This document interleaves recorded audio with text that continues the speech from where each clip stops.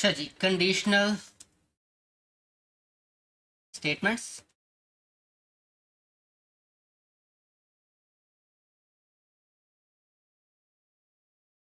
और हम इनको सीक्वेंस कंट्रोल स्टेटमेंट भी कहते हैं। इसमें हमारे पास आती है इफ फैमिली।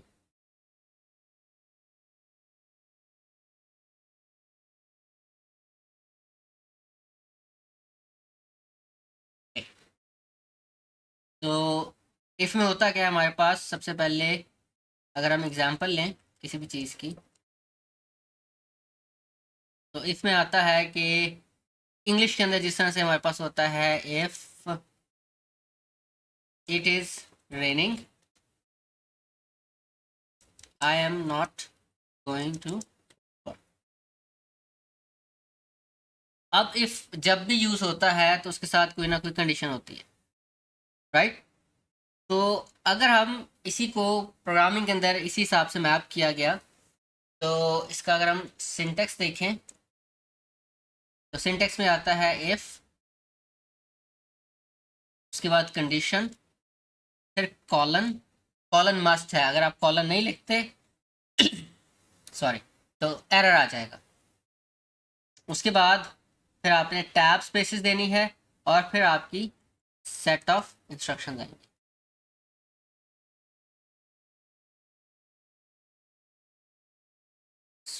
फॉर्मेट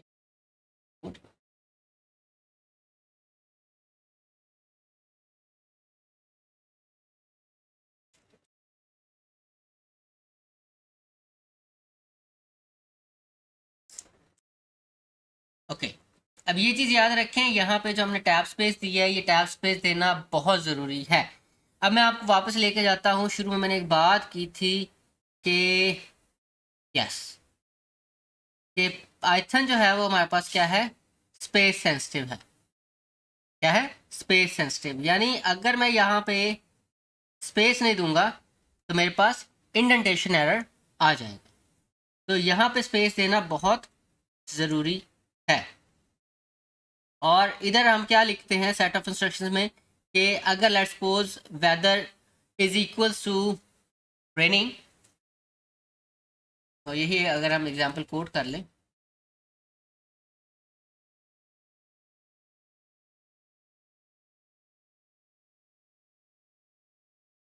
तो यहाँ पे हम कर सकते हैं इस तरह से।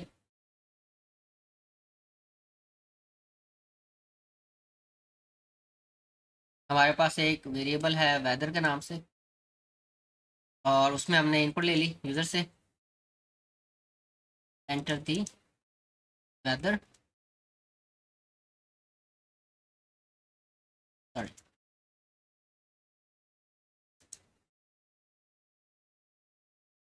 और वेदर की इनपुट लेने के बाद अब हमने डिसाइड करना है इफ वेदर इक्वल्स टू,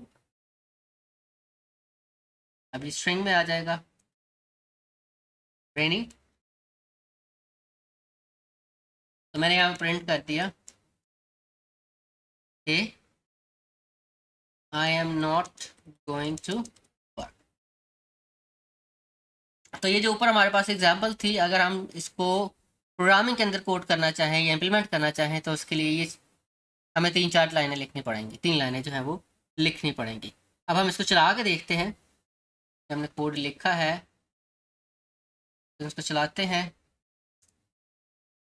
तो यहाँ पे वेदर आया, लेट्स सपोज मैंने लिख दिया सबसे पहले सनी, नो आउट। ओके जी, अब हम लिखते हैं रेनी। तो यहाँ पे उसने हमें बता दिया I am not going to work. तो जैसा कि मैंने आप लोगों को बताया था कि वेदर की बेस के ऊपर जो वैल्यू यहाँ पे आ रही है, और अगर कंडीशन ट्रू होती है तब ये वाली काम जो है वो होगा, अदरवाइज नहीं होगा। ठीक है। तो ये तो था हमारे पास सिंपल इफ आ। उसके बाद हमारे पास आता है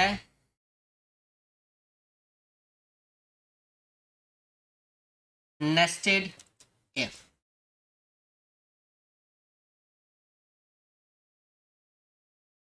तो नेस्टेड इफ में क्या होता है हमारे पास, if statement within if statement, उसको हम क्या कहते हैं, जब एक इफ स्टेटमेंट दूसरी इफ के ऊपर डिपेंड कर रही हो तब हम उसको क्या कहेंगे, ये नेस्टेड इफ है। ठीक है, तो यहाँ पे आके हम लिख लेते हैं सिंटेक्स।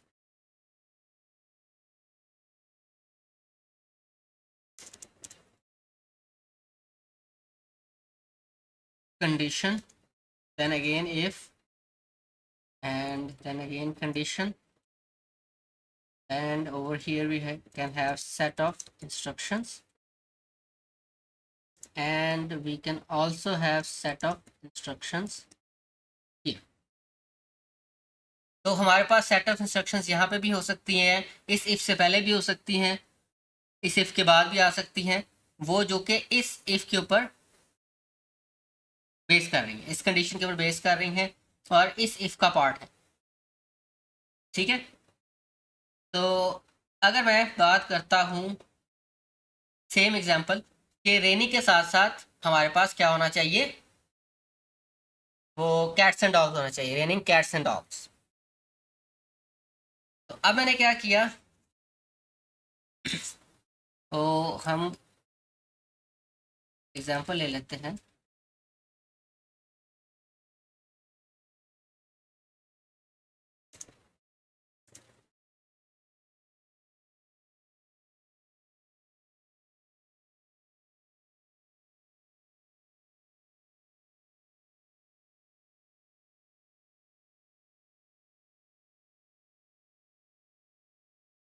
यहाँ पे हमने ले लिया एक टाइप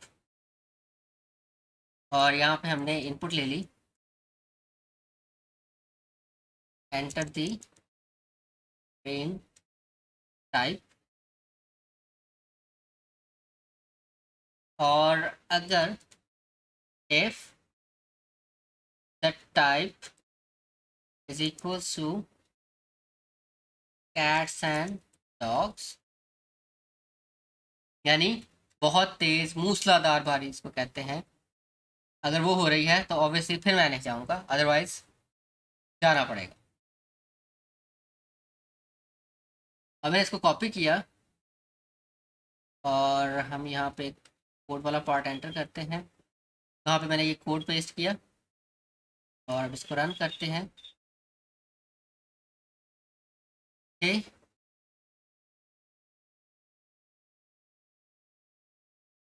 सर स्क्रीन काइंडली दोबारा शेयर कर दें, स्ट्रक हो गई।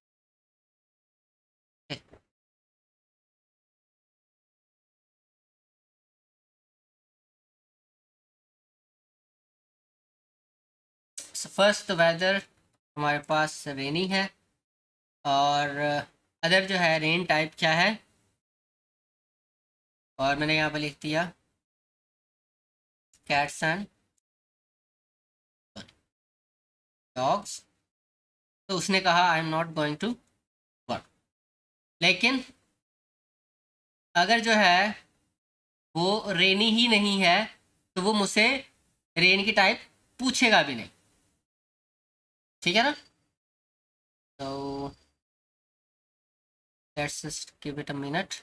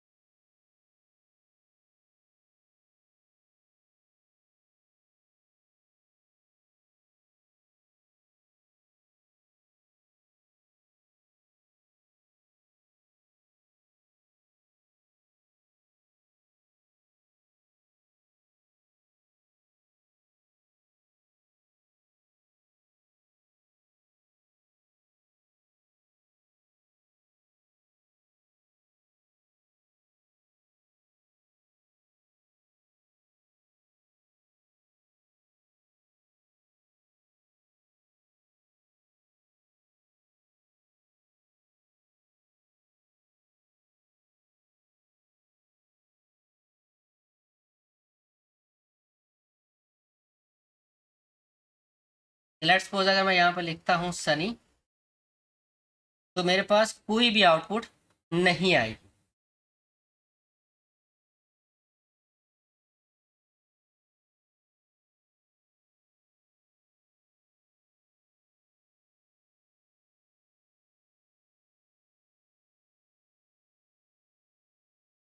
ठीक हो गया। और अगर रेनी के बाद मैं कुछ और एंटर करता हूँ, यहाँ पे आ गया टाइप पे आपने कोई वेरिएबल दिया? जी, टाइप भी एक वेरिएबल है। तो लेट्स सपोज सिंपल रेन है, तो स्टिल मेरे पास कोई और आउटपुट नहीं आएगी, क्योंकि हमने उस आउटपुट के लिए, इस इनपुट के लिए हमने कोई भी आउटपुट डिफाइन नहीं की हुई। ठीक है ना। तो यहाँ पे मल्टीपल इफ भी हम लगा सकते हैं, अगर आप लगाना चाहें। If type equal equal to simple, तो यहाँ पे लिख देते हैं I should probably go to। अब क्योंकि मैंने सिंपल के लिए भी डिफाइन कर दिया है, अगर रेनी है और फिर सिंपल है, मुझे काम पे जाना चाहिए। ठीक हो गया। ये तो था हमारे पास नेस्टेड इफ। अब हम बात करते हैं इफ एल्स की।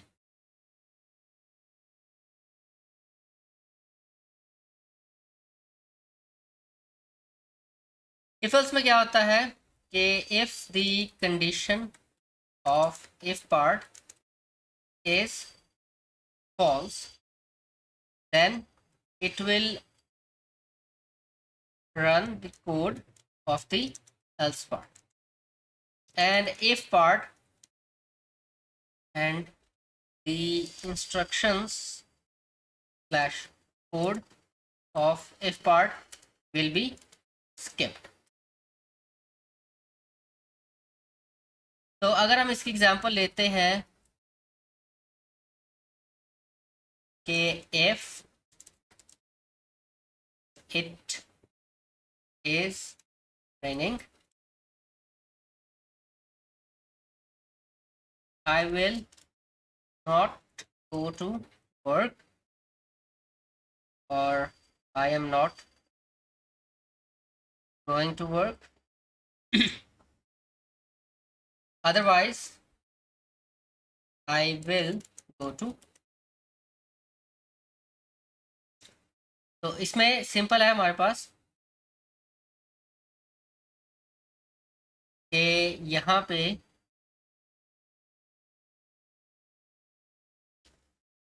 ये मैं कॉपी कर लेता हूँ।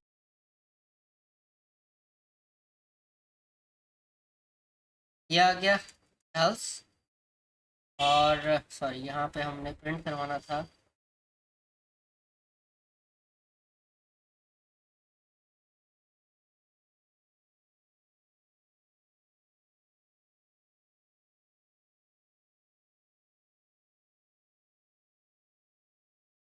और यहाँ पे आके मैंने स्क्रीन बार बार स्ट्रक हो जा रही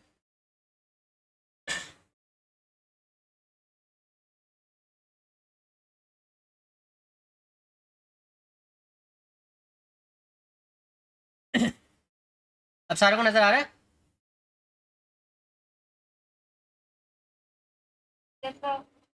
ओके। तो अब मेरे पास ये इफ एल्स की सिंपल कंडीशन है, हम इसको चलाते हैं। तो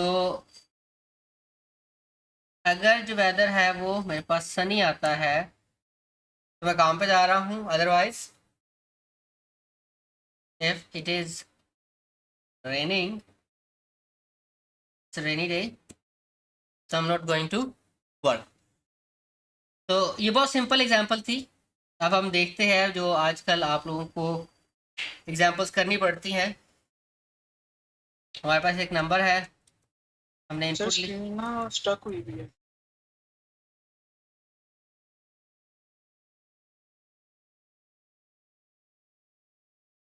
मतलब वो इंटरनेट का शायद इशू होगा।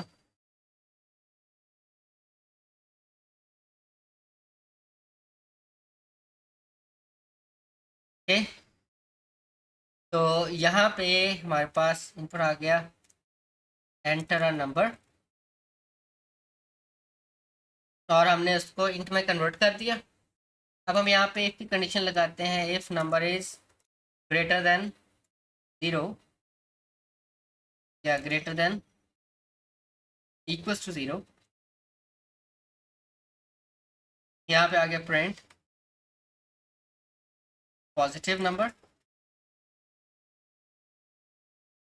Else print negative number.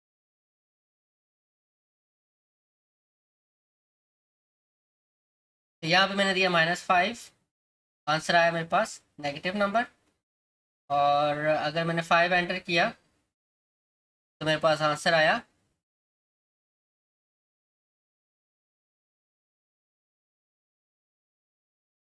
Positive number. ठीक है, एक और एग्जांपल को देख लेते हैं।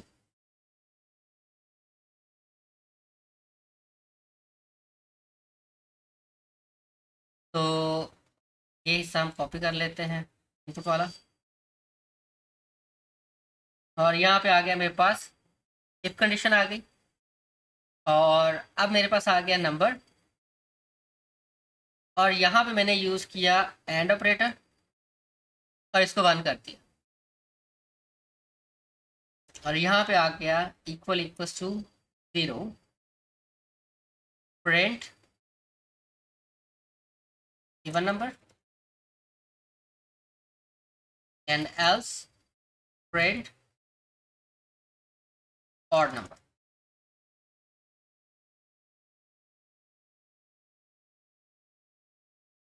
अब यहाँ पे हम एक नंबर एंटर करते हैं, 5 एंटर किया, इसने बताया ये ऑड नंबर है, किसी और नंबर से चेक करते हैं।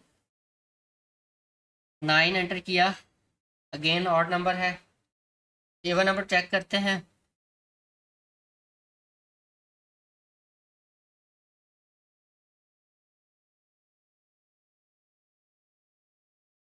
वन चेक किया।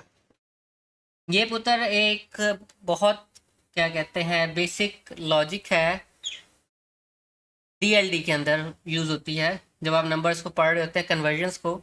तो उधर बताया जाता है कि जो आपकी एलएसबी बिट है, लीस्ट सिग्निफिकेंट बिट जो होती है, वो अगर 0 होगी तो नंबर आपका इवन होगा, वो अगर 1 होगी तो आपका नंबर ऑड होगा। याद है ना सारों को?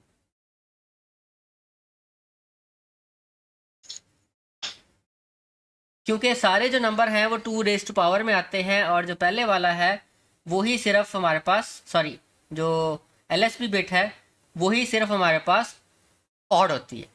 तो सिर्फ एक उस ऑड नंबर की वजह से हम सारे जो नंबर्स हैं उसको ऑड करते हैं। ठीक है ना? तो ये जो एलएसबी है अगर वो 0 है तो नंबर हमारा इवन होगा, एलएसबी बिट 1 हुई तो नंबर क्या होगा? ऑड हो जाएगा। इसकी समझ नहीं आई, एक बार फिर बता दें। ओके एक्चुअली हमने डीएलडी नहीं पढ़ी थी ना, तो हमें ये चीज क्लियर नहीं होगी। ओके, आपने आईसीटी के अंदर नंबर कन्वर्जन पढ़ी हुई हैं? Yes sir. चले मैं उसी एग्जांपल से आपको बताता हूँ कि, या फिर हम ऊपर आते हैं, हमने डिफरेंट नंबर्स लिए थे यहाँ पे, जब क्लिक करते हैं ओके, तो यहाँ पे आप देख सकते हैं 5 है और 7 है, राइट? दोनों क्या है? ऑड नंबर्स हैं, ऐसे ही है ना? 5 और 7 ऑड नंबर। Yes sir.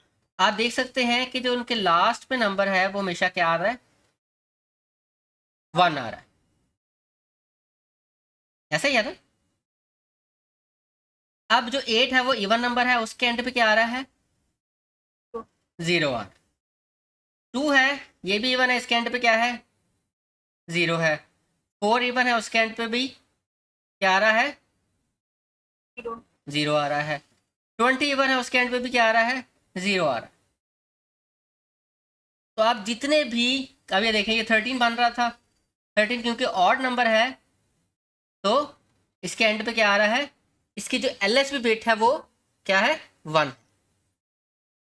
तो ये जो बेसिक लॉजिक है कि अगर आपकी LSB बिट जो है वो 0 होगी तो नंबर इवन होगा। सर जी जी सर आपकी स्क्रीन पे उसमें डिले है, स्टक हो जा रही है बार बार। सर काइंडली आप रीज्वाइन कर ताकि मसला है ये।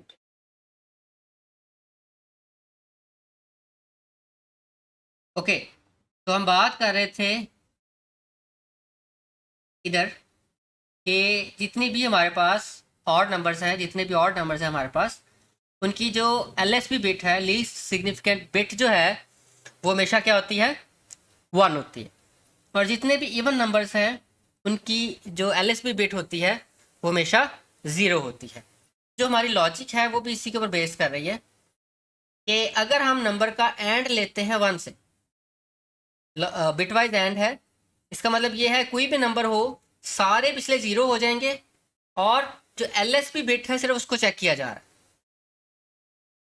अगर आंसर 0 आता है इसका मतलब क्या है, नंबर इवन है। और अगर 1 आता है इसका मतलब क्या है,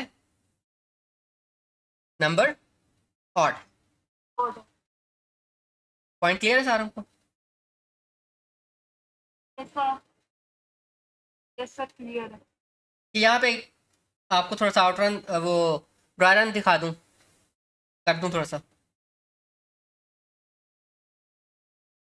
ड्राई रन की ज़रूरत तो नहीं है?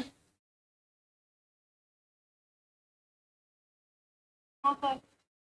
गुड हो गया। ओके, तो ये था हमारे पास इफ एल्स स्टेटमेंट। ओके, अब आती है हमारे पास नेस्टेड इफ एल्स। जी ज़हीम।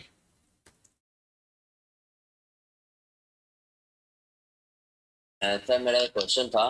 फॉर एग्जांपल अगर मैंने इफ कंडीशन एक अलग सेल में लिखी है और एल्स एल्स कंडीशन में दूसरे सेल में लिखना चाहता हूँ, तो हम किस तरह लिखेंगे? यहाँ इफ कंडीशन के जो नीचे वाले उसकी वो है, उसकी बॉडी है, वो मैं नीचे नीचे वाले सेल में लिखना चाह रहा हूँ। ऐसा क्यों करना चाह रहे हैं आप, ये अच्छी बात तो नहीं है वैसे। तो वैसे ही अच्छा, फॉर एग्जांपल। ओके, चेक कर लेते हैं, मैंने भी अब तक चेक नहीं किया कभी।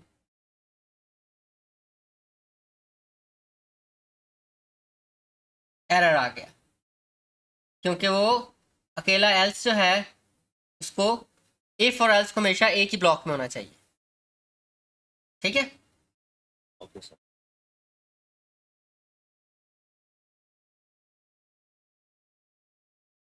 ओके। बात करते हैं नेस्टेड इफ एल्स पे, हम करने लगे थे बात, हम उसको कंटिन्यू करेंगे।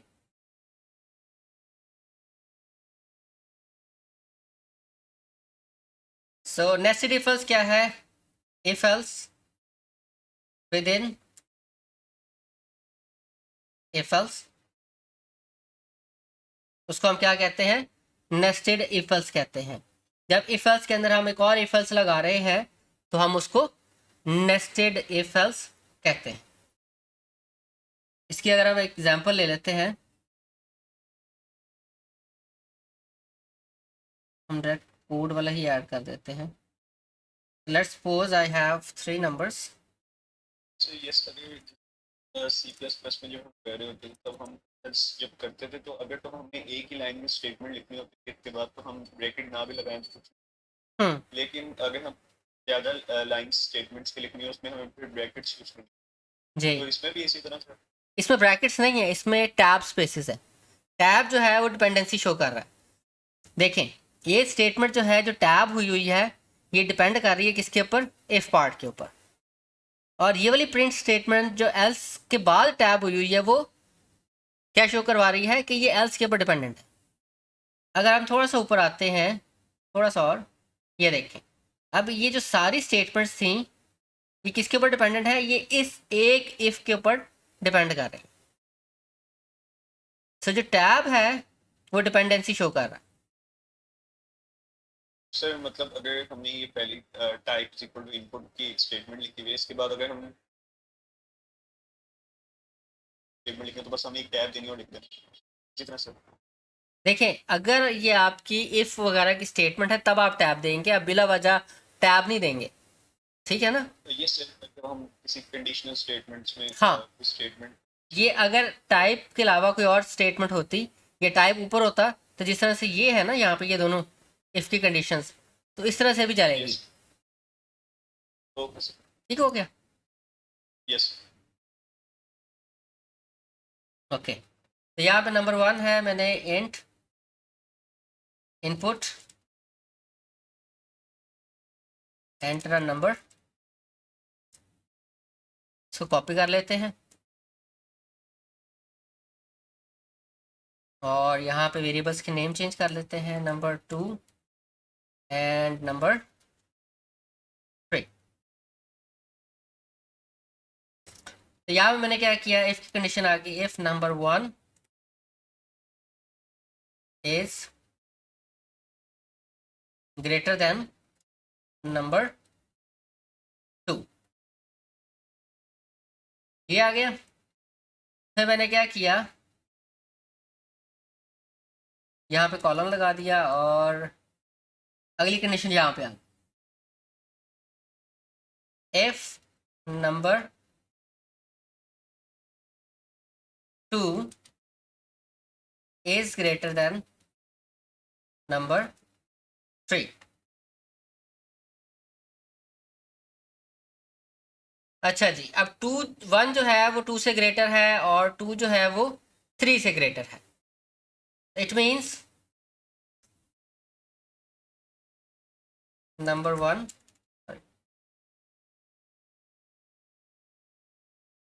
is the greatest number। फिर यहाँ पे आ गया मेरे पास एल्स पार्ट। अगर यहाँ पे 3 जो है वो 2 से स्मॉलर नहीं है, अब हमें यहाँ पे चेक करना पड़ेगा, if number 1 is greater than number 3, ठीक है।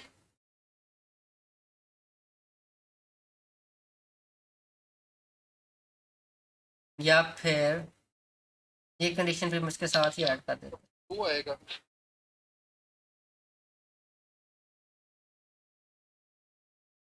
कल अगर हम यही लिख देते हैं तो उसकी जरूरत नहीं पड़ेगी।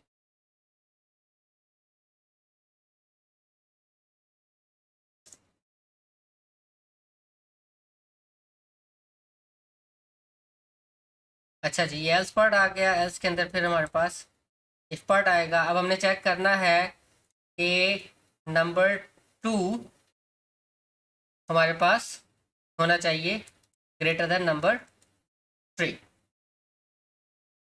ठीक है। अगर नंबर 2 बड़ा है 3 से, इट मीन्स अब क्या हो रहा है,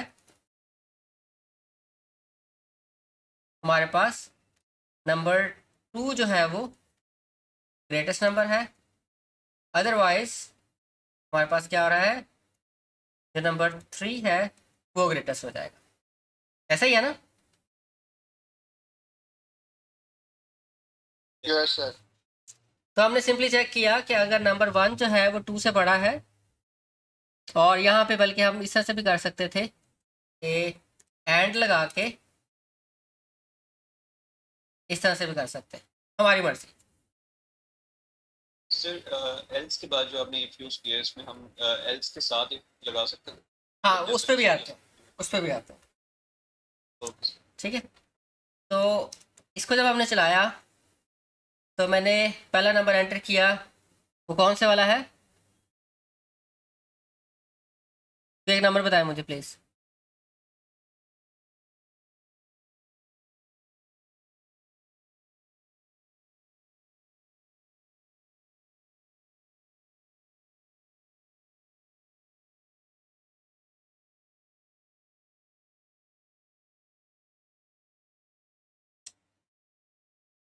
टाइपो मिस्टेक,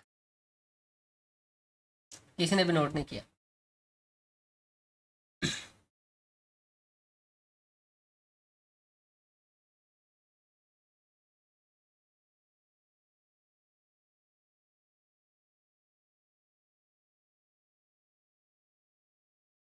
सो जो 10 था ये वाले एल्स पार्ट चला और उसने हमें बता दिया कि 10 इज़ द ग्रेटेस्ट।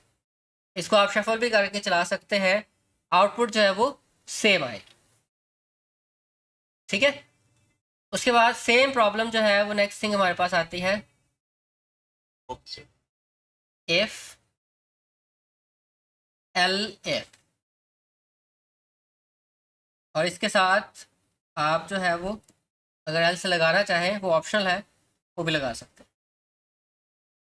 ठीक है ना, एल एफ जो है it's actually the combination of else and F. ठीक है, तो अगर हम सेम प्रॉब्लम जो है इसको एलिफ से करते हैं, किस तरह की होगी।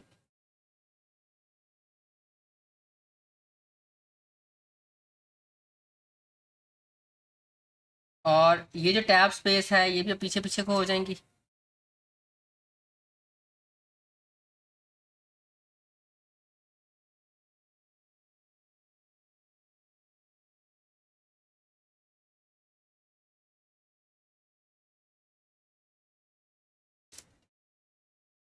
तो अब जो है हम पहले देते हैं 8, फिर दिया 10, फिर दिया 3। तो again 10 is the greatest number. ठीक हो गया। सो डिफरेंट क्या था इन दोनों में कि यहाँ पे एल्स था, एल्स के ऊपर इफ एल्स जो है वो डिपेंड कर रहा था, इंडेस्टेड इफ एल्स है। यहाँ पे क्या है, ये एल एफ है which is an separate statement, और आप देख सकते हैं कि जो अगला एल्स है वो भी उसी सेम हायरार्की पे आ रहा है। यहाँ पे आगे फिर एल एफ भी आ सकता था depending upon the nature of your problem. बात समझ में आ रही है सारों को? जी सर। इसमें कोई मसला तो नहीं है? गुड। इसके बाद हमारे पास आते हैं लूप्स।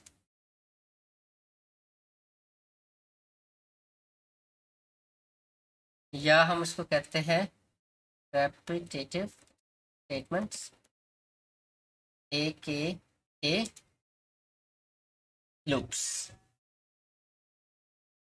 अब रेपिटेटिव स्टेटमेंट्स हम क्यों यूज़ करते हैं, क्योंकि हमारे पास कुछ ऐसी सर्टेन प्रॉब्लम्स आ जाती है, इसमें हमने कुछ इंस्ट्रक्शंस को बार बार रिपीट करना होता है, एक स्पेसिफिक टाइम के लिए रिपीट करना होता है।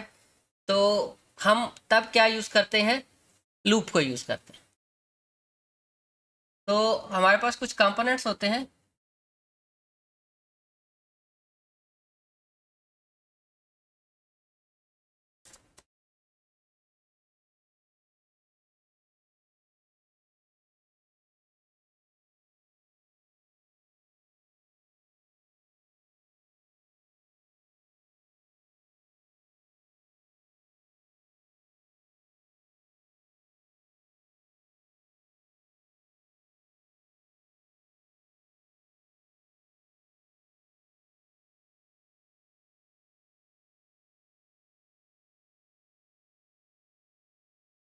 अच्छा जी, इसका जो पहला कंपोनेंट होता है उसमें होता है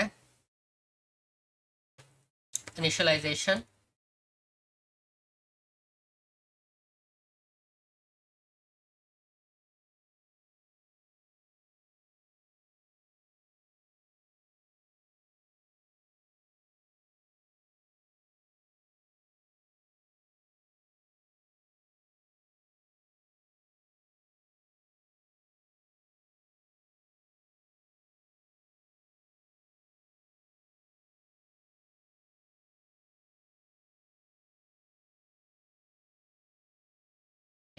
initialisation,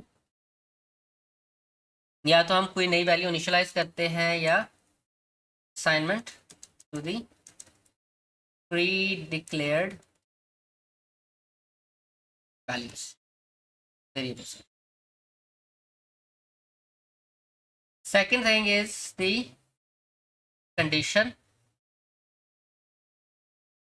containing the variable of component 1। Then we have the change in the variable which is being used in component 1 and 2. Or fourth, last but not least, the set of statements which you want to repeat. तो सबसे पहला काम जो होता है वो आपने क्या करना होता है, इनिशियल वैल्यू देनी होती है, ठीक है। अगर हम इसको शॉर्ट फॉर्म में लिखें, इनिशियल वैल्यू,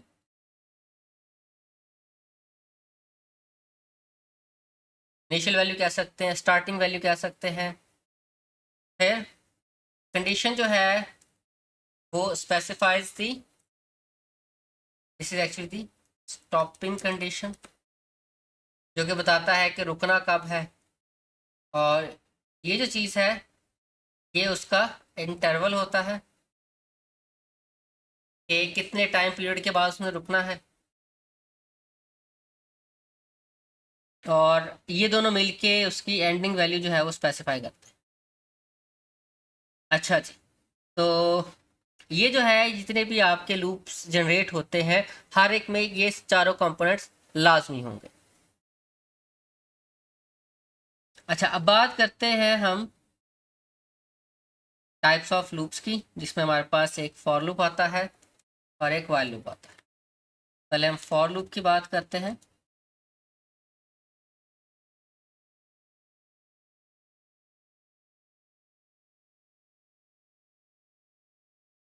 फॉर लूप में क्या होता है हमारे पास कि जो आइट्रेशन है, iteration means number of times it will be execute, यानी लूप कितनी दफ़ा चलेगा हम उसको क्या कहते हैं, आइट्रेशन कहते हैं। ये प्रोग्रामिंग टर्मिनोलॉजी है। तो यहाँ पे आइट्रेशंस जो होती हैं वो आर नॉन, हमें पता होता है कि कितनी नंबर ऑफ आइट्रेशंस जो हैं वो होंगे। कोई ये वाला इशू दोबारा आ रहा है, स्क्रीन स्ट्रक हो रही है और आपकी आवाज़ में लैग है। मतलब वो इंटरनेट की वजह से हो रहा है। तो आप जो है वो फिर जो बाद में वीडियो होगी ना उसको देख लीजिए, ठीक है। तो स्क्रीन पे जो है ना बहुत डिले आ रहा है। मैं वही आपको बता रहा हूँ, आपकी आवाज़ के बहुत डिले आ रहा है मेरे पास, तो वो कट कट के आ रही है। तो आप लोग जो है वो फिर इस तरह से करें कि जितना हो रहा है उतना आप देखें, बाकी जो है वो फिर आप क्या कहते हैं, जो वीडियो अपलोड होगी ना उससे फिर फॉलो अप कर लीजिए, ठीक है। अच्छा जी, तो कितनी दफ़ा लूप ने चलना है वो हमें मालूम होता है फॉर लूप में। अगर हम एग्जांपल की बात करते हैं तो मैं आपको छोटी सी एग्जांपल देना चाहूँगा, इंग्लिश वाली एग्जांपल जो है, इंग्लिश एग्जांपल है और वो ये है कि जिस तरह इंग्लिश में हम कहते हैं I have been watching the movie for 2 hours. तो यहाँ पे टाइम जो है वो हमेशा स्पेसिफाइड होता है जब आप फॉर को यूज़ करते हैं, ठीक है ना। आपको पता है कितनी देर तक काम हो रहा है रिपीट, यानी 2 आवर्स है। अगर आप आवर्स के हिसाब से देख रहे हैं तो ये 2 दफ़ा रिपीट हुआ है। अगर मिनट्स के हिसाब से है तो ये 120 टाइम्स जो है वो रिपीट हुआ है काम, ठीक है। So same goes for seconds, तो उस हिसाब से ये फिर और ज़्यादा हो जाएगा, ठीक है। तो अब हम जो है वो इसकी कुछ एग्जांपल्स करते हैं।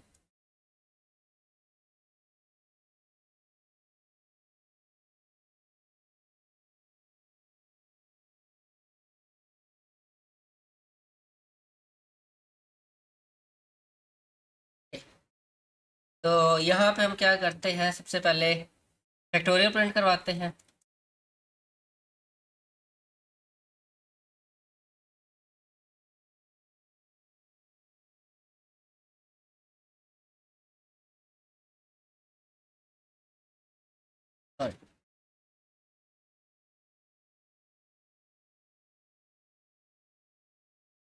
अच्छा जी, यहाँ पे फॉर लूप आ गया मेरे पास। फॉर लूप से पहले मुझे एक वेरिएबल चाहिए फैक्टोरियल का।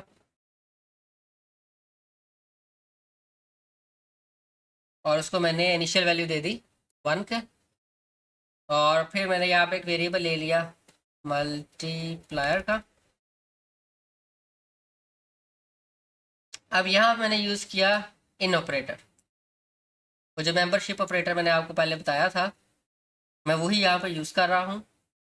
और यहाँ पे रेंज स्पेसिफाई करनी है, मैंने स्पेसिफाई कर दी फ्रॉम नंबर टिल 1। जो लास्ट आप वैल्यू देते हैं वो आपके पास इंक्लूडेड नहीं होती। और ये मैंने साथ में दे दिया इंटरवल, ये कितना चेंज करना है, -1 करते जाना है। तो जो नंबर की वैल्यू है वो हमारे पास पहुंच जाएगी कहाँ तक, 1 तक पहुंच जाएगी।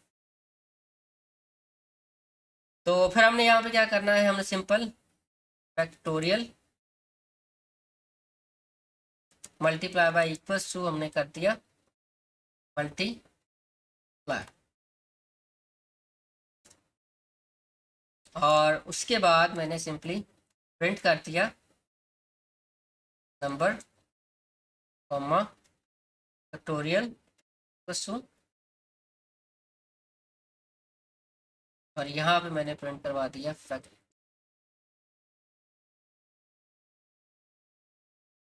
ऑफ कर देते हैं सेल को।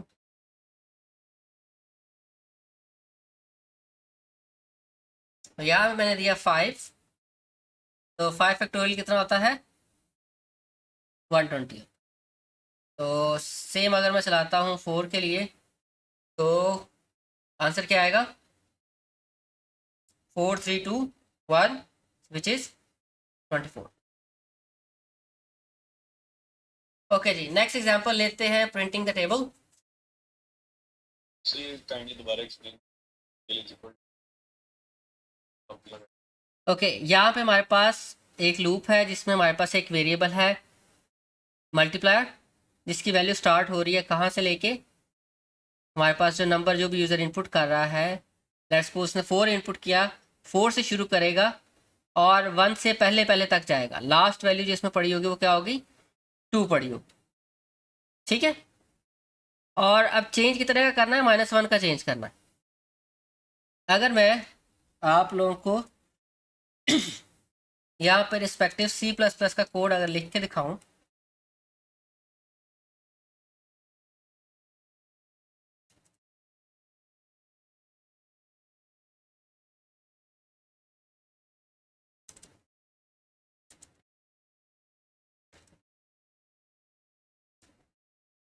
तो ये कुछ इस तरह का बनेगा। ठीक है। तो Yes, sir. इनिशियल वैल्यू जो है वो नंबर की है, 1 तक जाएगा, लेकिन 1 जो है वो इंक्लूडेड नहीं है। और जो रेट ऑफ चेंज है वो हमारे पास क्या है, दैट इज -1। So ये इनका मतलब क्या है?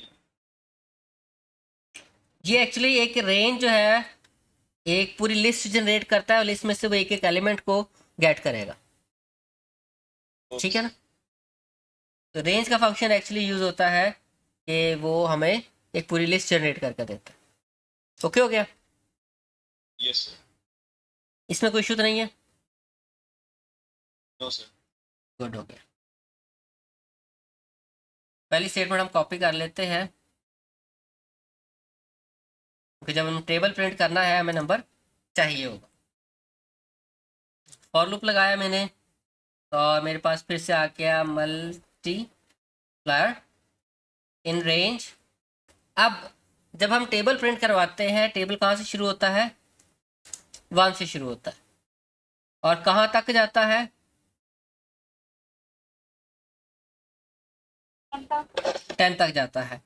तो 10 को इंक्लूड करने के लिए हमें 10 + 1 करना पड़ेगा विच इज 11। और +1 के लिए आपको लिखना नहीं पड़ता, मजे की बात ये बाय डिफॉल्ट +1 ही होता है। ठीक है। अब यहाँ पे हमने सिंपली प्रिंट करना है सबसे पहले नंबर,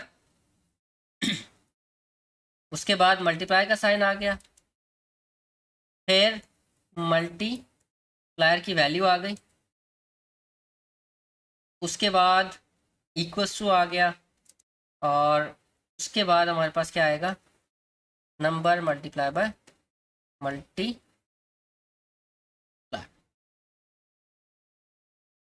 दैट्स इट। ये 3 लाइनों का कोड जो है यहाँ पे टेबल प्रिंट करवा के दिखा देगा।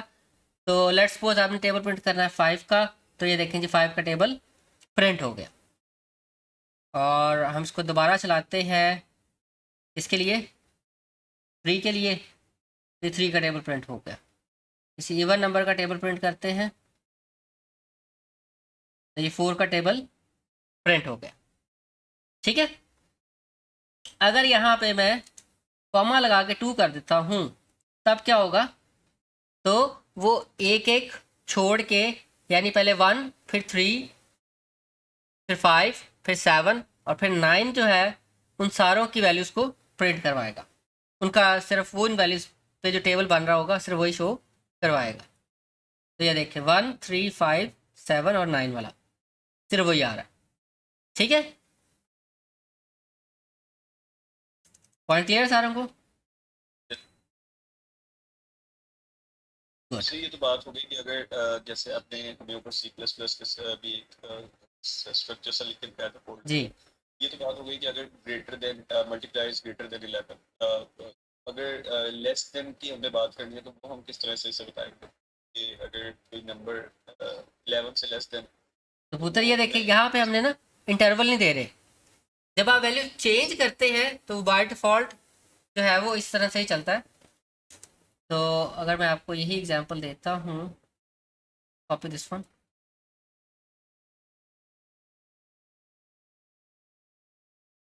तो number starts from 1 and number is less than 11 and by default it is +1।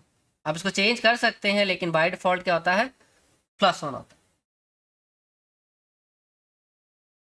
Okay हो गया? इसमें इसको किस तरह से पता लगा कि शुरू में जो था तब भी से पहले सेकंड में 11 से क्लिक किया तो उससे कैसे पता लगा कि multiply is less than? Okay, मैं अब आपको दिखाता हूँ कि जब मैं रेंज का फंक्शन लिख रहा था, यह देखें, तो यहाँ पे आ गया स्टार्टिंग वैल्यू, फिर स्टॉपिंग वैल्यू और फिर स्टेप्स आ गए। ऐसा ही है ना, ये चीज़ें लिखी हुई है ना।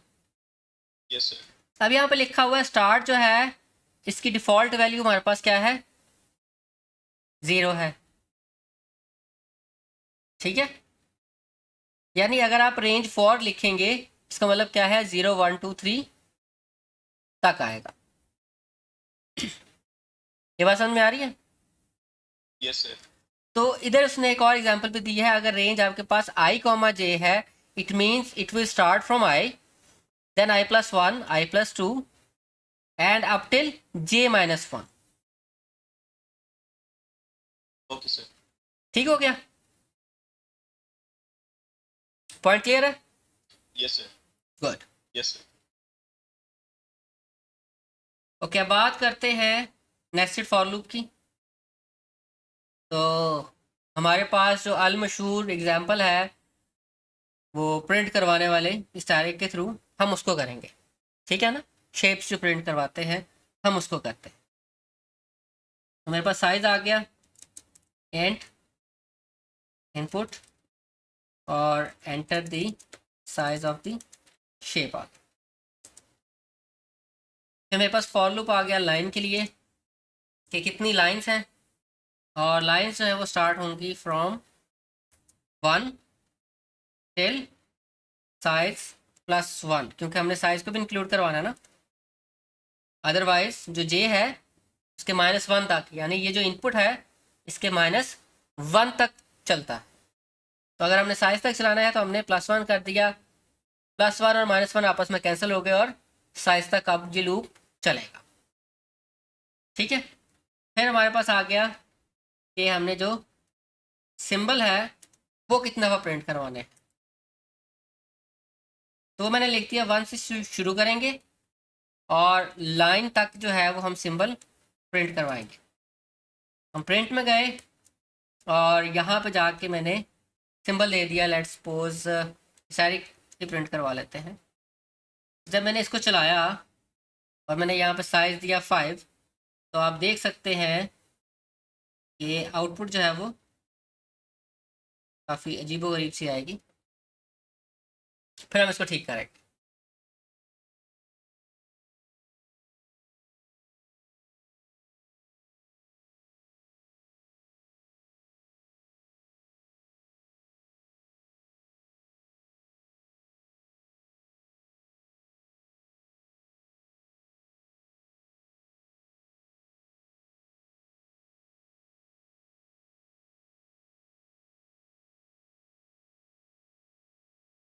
ओके जी, हमारे पास आ गया। ओके जी, तो अब हम यहाँ पे साइज देते हैं 5। तो ये देखें जी, ये एक अजीब सी लाइन बन गई है। हम चाहते हैं कि ये एक ट्रायंगल शेप बने।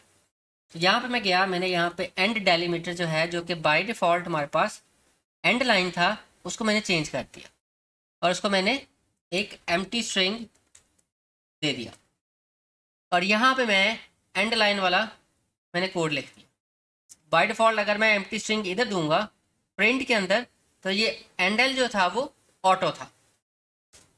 अब जब मैंने इसको चलाया, इसने मुझसे साइज तो पूछा। आपका माइक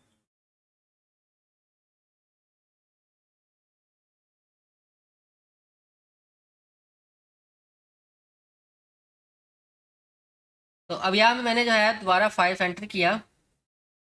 अब यहाँ पे मैंने क्या किया था, एंड डेलीमीटर जो है उसको मैंने empty string they the. By default जो था वो न्यू लाइन था।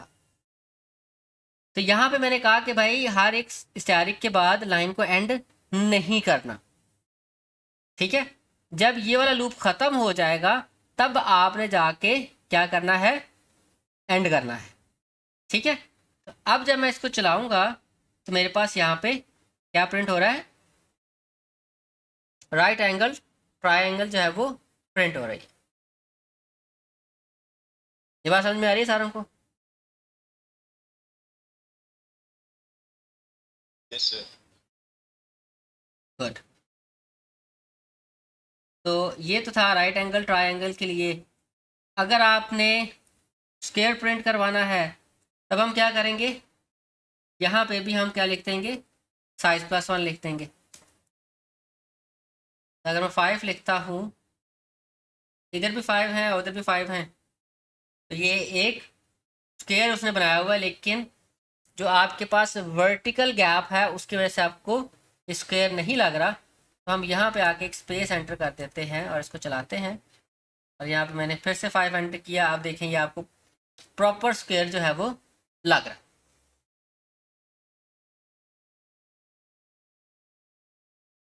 ठीक हो गया।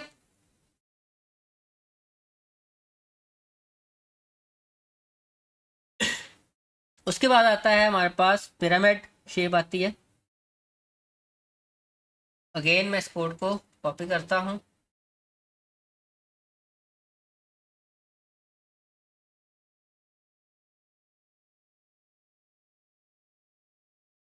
अच्छा जी, तो अब हमें क्या चीज़ चाहिए, हमें पहले स्पेसिस चाहिए। और स्पेसिस जो है वो हमारे पास कितनी है, साइज माइनस लाइन जो है उतनी हमें स्पेसिस चाहिए।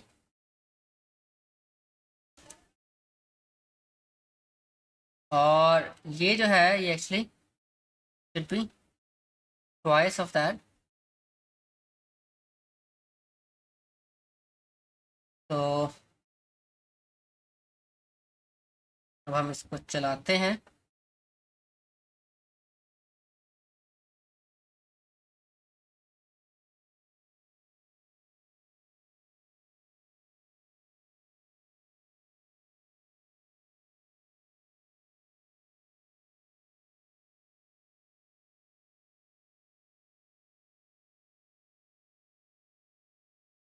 तो ये जो है ये हमारे पास वो जो पिरामिड शेप है वो बन गई। ऐसे ही है ना?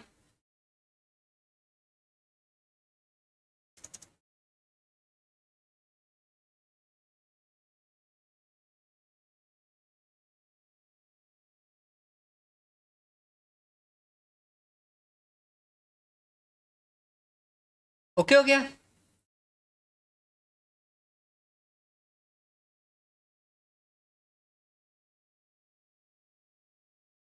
और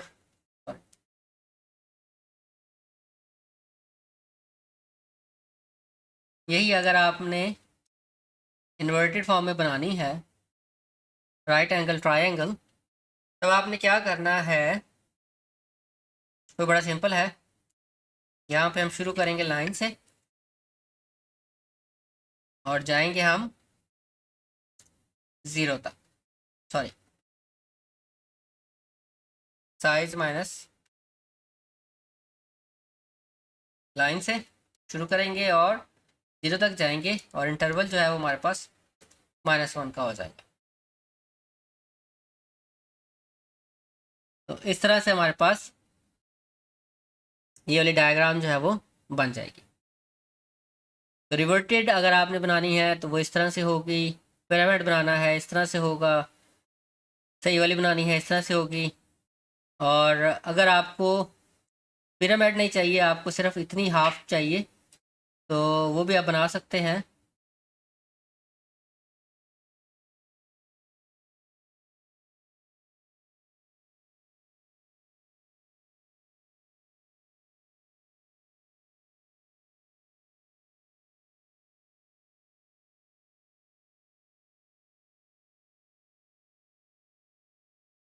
तो ये वाली शेप भी जो है वो इस तरह से बड़ी इजीली बन जाती है। ओके जी, अब हम चलते हैं वाइल लूप की तरफ।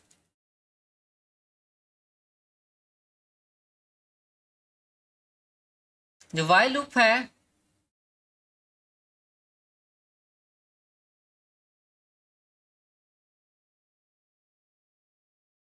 इसमें जो आइट्रेशंस हैं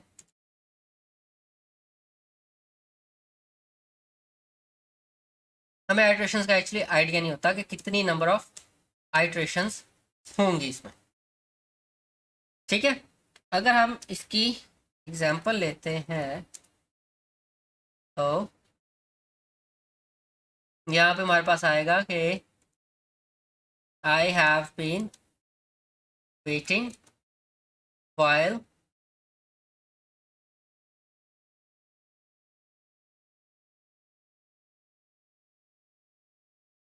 so I have been waiting while he was playing। तो अब यहाँ पे इंतज़ार हो रहा है कब तक, जब तक वो खेल रहा है। अब हमें नहीं पता वो कब तक खेलेगा, तो जब तक वो खेलेगा तब तक हमें इंतज़ार करना पड़ेगा। तो यहाँ पे जो टाइम है वो स्पेसिफाइड नहीं है, लेकिन एक चीज़ रिपीटेडली हो रही है, वो क्या है, वेट।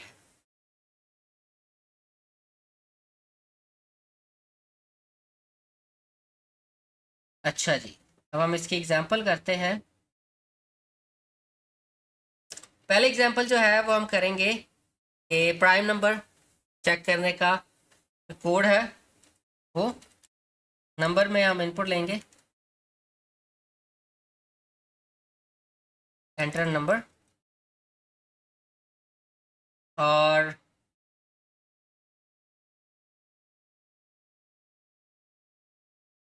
अच्छा जी, जो नंबर वेरिएबल है उसमें हमने इनपुट ले लिया। फिर हमारे पास एक वेरिएबल है नेम डिवाइज़र, इसकी वैल्यू मैंने 2 रख दी। और फिर यहाँ पे हमने वाइल लूप लगाया और वाइल लूप में आ गया मेरे पास जब तक नंबर जो है वो क्या हो, ग्रेटर हो किससे, अपने डिवाइज़र से, और उर्दू वाला, और दूसरी चीज़ क्या होनी चाहिए कि जो नंबर है उसको डिवाइज़र जो है वो प्रॉपरली डिवाइड ना कर पाए, यानी उसका फैक्टर ना हो। ठीक है, तब तक हम क्या करेंगे, डिवाइज़र को आगे मूव करवाते जाएंगे। नेक्स्ट डिवाइज़र आ गया, नेक्स्ट डिवाइज़र आ गया, और अगर नंबर जो है वो इक्वल टू आ जाता है डिवाइज़र के, इट मीन्स अब हुआ क्या कि हम जो है वो सारे नंबरों के साथ उस पर डिवाइड करते रहे, लेकिन हमें जो है वो उसका कोई फैक्टर नहीं मिला, जिसकी वजह से हुआ क्या कि जो हमारा गिवन नंबर था हमने उसको क्या डिक्लेयर कर दिया, प्राइम डिक्लेयर कर दिया। तो हमने यहाँ पर लिख दिया प्राइम नंबर, और एल्स पार्ट में आ गया कंपोजिट नंबर। अब हम इसको चलाते हैं तो यहाँ पे मैंने दिया 5, 5 जो है वो प्राइम है, फिर मैंने दिया 8, 8 कंपोजिट नंबर है, देते हैं हम इनपुट 7, 7 प्राइम है, और 12 कंपोजिट, और 11 दिया वो प्राइम। ठीक है, ओके। नेक्स्ट एग्जांपल हमारे पास है वो ये है कि हमने चेक करना है कि हमारे पास नंबर ऑफ डिजिट्स जो हैं वो एक नंबर में कितने हैं।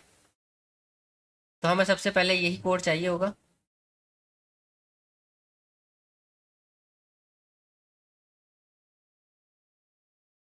और यहाँ पे मैंने ले लिया काउंटर, और इनिशियली उसको मैंने 0 कर दिया, और मैंने जो अपना नंबर है उसको टेम्प में रखवा दिया। अब मैं क्या कर रहा हूँ, while temp is not equal to 0, हमने क्या करना है, टेम्प को 10 पे डिवाइड करते जा रहा है, और हमने काउंटर को इंक्रीमेंट करते जाना, और एंड पे हमने क्या कर देना है, हमने सिंपली बता देना है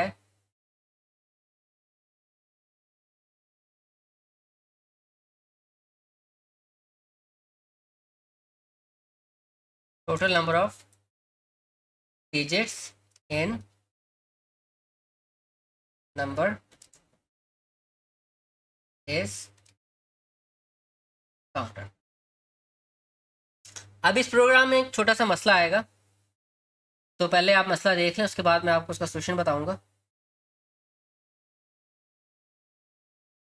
तो यहाँ पे मैंने नंबर दे दिया 1 2 3 4 5, और इसने मुझे बताया कि इसमें नंबर ऑफ डिजिट्स कितने हैं, 3 to 8। अब ये ऐसा क्यों कह रहा है ये हम देखेंगे यहाँ पे। तो मैंने प्रिंट स्टेटमेंट के अंदर टेम्प वाइल के अंदर मैंने टेम्प को प्रिंट करवाया, और यहाँ पे मैंने नंबर दिया 1 2 3 ही दे देते हैं, लेट्स सपोज। अब जो है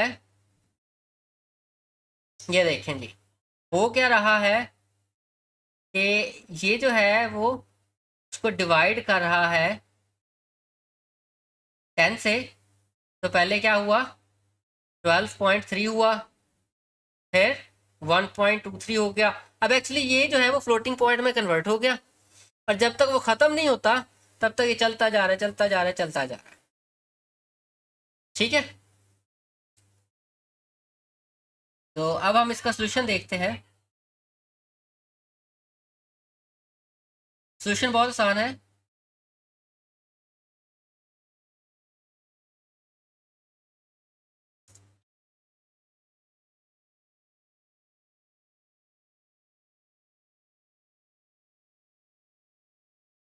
कि जब हमने अपने वेरिएबल को डिवाइड कर रहे हैं तब हम उसको टाइप कास्ट भी साथ में लाजमी करें। यहाँ पे मैंने दे दिया 1 2 3 4 5, तो इसने मुझे बता दिया 5 डिजिट्स है। अब हम दोबारा चलाते हैं, इसमें को रैंडमली वैल्यूज़ दे देते हैं।